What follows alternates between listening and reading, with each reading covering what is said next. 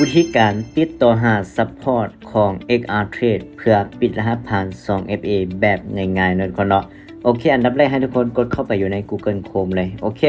ให้ทุกคนกดเข้าไปในแพลตฟอร์มของ XR Trade นั่นก็เนาะหลังจากที่ทุกคนกดเข้าไปในแพลตฟอร์มของ XR Trade ปุ๊บให้ทุกคนนี่กดเครื่องหมายเพชรนี่ออกเลยโอเคหลังจากนั้นให้ทุกคนเลื่อนลงมาทุกคนเนาะเลื่อนลงมาเห็นบ่เลื่อนลงมาท้ายสุดนี่เด้อทุกคนเด้อเห็นบ่ทุกคนจะเห็นคำว่าสวยเหลือทุกคนเนาะโอเคกดคำว่าสวยเหลือไปเลยโอเคเห็นบ่มันก็จะบ่งบอกว่าเฮาลืม 2FA เฮาสมัครแล้วบ่ได้รับ Gmail หรือว่าเฮาเติมทอนภายในแล้วก็ภายนอกมีปัญหาหยังบ่หรือว่าอื่นๆก็สามารถใช้ได้แต่ตัวนี้เฮาจะมาแก้ไขลืม 2FA เฮาก็กดตัวลืม 2FA นี้ไปเลยทุกคนโอเคหลังจากนั้นให้เฮาใส่ Gmail ที่ว่าเฮาใช้สมัคร XR Trade ไปเลยนะทุกคนเนาะโอเคใส่ไปเลยโอเคใส่ไปปุ๊บนะทุกคนเนาะหลังจากนั้นให้ทุกคนกดคำว่าดำเนินการต่อเลยทุกคนโอเคทุกคนหลังจากที่ว่าทุกคนกดคำว่าดำเนินการต่อนะทุกคนเนาะให้ทุกคนนี่ใส่รหัสผ่านเลยทุกคนเด้อตัวนี้ใส่รหัสผ่านแล้วก็วันที่เข้าสู่ระบบซุกจะใส่วันที่12 เดือน 3 2026นะทุกคนเนาะและยอดเงินในกระเป๋าดิสมมุติว่าทุกคนมี10ทุกคนก็ใส่10มี20ทุกคนก็ใส่20มี50ทุกคนก็ใส่50ทุกคนเนาะโอเคซุกจะใส่20เหรียญนะทุกคนเด้อโอเคเนาะหลังจากนั้นให้ทุกคนกดส่งรหัสไปเลยโอเค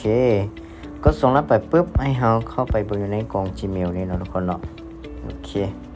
เห็นบ่กล่อง Gmail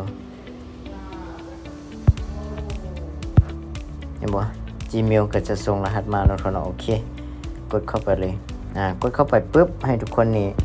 คัดลอกเอาหมายเลข6ตัวนี้เนาะทุกคนเนาะเอามาวางใส่ปุ๊บกดดำเนินการต่อเลยโอเคเห็นบ่ถือว่าการขอปิดการใส่รหัส 2FA ของเฮาก็ถือว่าสำเร็จเสร็จสิ้นแล้วทุกคนเนาะเห็นบ่ฉะนั้นเฮาต้องได้รอท่าการตรวจสอบแล้วก็ประมวลผลเนาะอาจใช้เวลา 1-6 ชั่วโมงเนาะทุกคนเนาะฉะนั้นสำหรับคนใดที่ว่าลืมรหัสผ่าน 2FA แล้วก็เข้าสู่ระบบบ่ได้ก็สามารถนำเอาวิธีนี้ไปปรับใช้ได้เด้อทุกคนเด้อโอเคนะทุกคนหลังจากที่ว่าเฮาแจ้ง support ปิด 2FA เป็นที่เรียบร้อยเดี๋ยวเฮามาเข้าสู่ระบบเบิ่งว่าเฮาจะสามารถเข้าสู่ระบบโดยที่เฮาบ่มี 2FA ได้หรือบ่โอเคทุกคนเฮาใส่ Gmail แล้วก็รหัสผ่านของเฮาเป็นที่เรียบร้อยเฮาก็กดเข้าสู่ระบบเลยทุกคนเห็นบ่กดเข้าสู่ระบบไปปึ๊บก็ถือว่าการแจ้ง support ปิด 2FA ของเฮาก็ถือว่าสำเร็จเสร็จสิ้นเฮาสามารถกลับมานำใช้แพลตฟอร์มของ XR Trade ได้คือเก่าเลยสำหรับคนใดเนาะที่อยากเปิดก็สามารถเข้าไปอยู่ในโปรไฟล์แล้วก็ไปเปิดใหม่ได้ทุกคนก็คือเห็นบ่รหัส 2FA ตัวนี้เนาะทุกคนเนาะสามารถเปิดใหม่ได้เลยเด้อทุกคนเด้อ